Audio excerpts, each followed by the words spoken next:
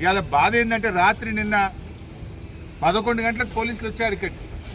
రాత్రి 11 గంటలకు పోలీసులు ఎంఆర్ఓ వచ్చి కనీసం నోటీస్ లేదు, విషయం లేదు, అసలు ఈ ల్యాండ్ తీసుకుంటున్నారు అనేటువంటి విషయాన్ని పీఠాధిపతికి కానీ ఈ పీఠాన్ని నిర్వాహకులకు కానీ ఒక మాట కూడా చెప్పలేదు. పేపర్లో వచ్చిన వార్త, పేపర్లో క్యాబినెట్లో నిర్ణయం అయిపోయిందని పేపర్లో వార్త. రాత్రి పోలీసులు ఎంఆర్ఓలు వచ్చేసినారు. నేను ఉదయం ఇక్కడ 8 గంటలకు ఏదో కూల్చేటట్టున్నారు సార్, తహసీల్దార్లు వచ్చిండ్రు, వందలాది మంది పోలీసులు వచ్చిండ్రంటే పొద్దున్నే నేను ఇక్కడికి వచ్చిన. నేను వచ్చేసరికి ఇక్కడ వందలాది మంది పోలీసులు ఉన్నారు. నన్ను చూడంగానే పోలీసులంతా పారిపోయింది. నేను వచ్చినప్పుడు పోలీసులు ఉన్నారు, నేను పీఠం లోపలికి వచ్చి బయటకు రాగానే పోలీసులందరూ పారిపోయింది ఇక్కడ నుంచి. అంటే ఎందుకు దాక్కుంటున్నారు పోలీసులు? రాత్రి పోలీసులు ఎందుకున్నారు? ఆ వీడియోలు ఉన్నాయి, రిలీజ్ చేస్తాం. పొద్దున నేను వచ్చినప్పుడు పోలీసులు ఉన్నారు ఇక్కడ.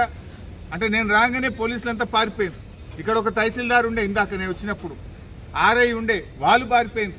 అంటే మేము రాగానే ప్రశ్నిస్తామని, దొరికిపోతామని ఎంఆర్ఓ, గిర్దావరి, పోలీసులు అంతా పారిపోయింది. అంటే ఏంది మీ ఉద్దేశం?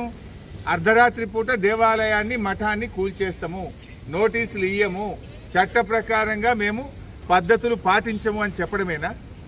నేను బాధతో అడుగుతున్నా, మంత్రి గారు శ్రీధర్ బాబు గారు, మీకైనా ఆ రేవంత్ రెడ్డి కంటే లేకపోవచ్చు, దేవుడు అంటే విశ్వాసం ఉందో లేదో నాకు తెలియదు.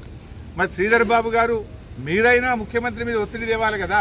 మీరు ఆ క్యాబినెట్లో మంత్రిగా ఉండి ఏ రకంగా ఈ మఠాన్ని కూల్చడానికి మీరు ఒప్పుకున్నారు, ఈ దేవాలయాన్ని కూర్చడానికి మీరు ఎలా ఒప్పుకున్నారు అని నేను అడుగుతా ఉన్నా. ఇప్పటికైనా దయచేసి శ్రీధర్ బాబు గారు చొరవ చూపాలి, ఈ మఠాన్ని, దేవాలయాన్ని కూల్చకుండా కాపాడండి. పక్కనే రేవంత్ రెడ్డి అల్లుడు రమేష్ రెడ్డి, ఆయన అనుయాయులకు ఇచ్చిన 17 ఎకరాల భూమి ఉన్నది. అక్కడ కావాలంటే హైదరాబాద్ మెట్రో వాటర్ వర్క్స్ వాళ్ళకి ఆ ల్యాండ్ ఇచ్చి అక్కడ మీరు ఎంతైనా నిర్మాణం చేయండి, దానికి అభ్యంతరం లేదు. స్థలం లేక కాదు, మీరేదో కక్షతో చేస్తున్నారు. కేసీఆర్ గారు ఈ మఠానికి ల్యాండ్ ఇచ్చారు, కేసీఆర్ గారి హయాంలో ఈ దేవాలయం నిర్మించబడ్డది, కేసీఆర్ గారి ఆనవాళ్లు లేకుండా చేస్తా అని చెప్పి మఠాన్ని, దేవాలయాన్ని కూడా కూల్చేటువంటి కుట్రలకు పాల్పడతా ఉన్నావు. ఇలా కేసీఆర్ ఆనవాళ్ళైన రైతు బంధు బంద్ చేసినావు.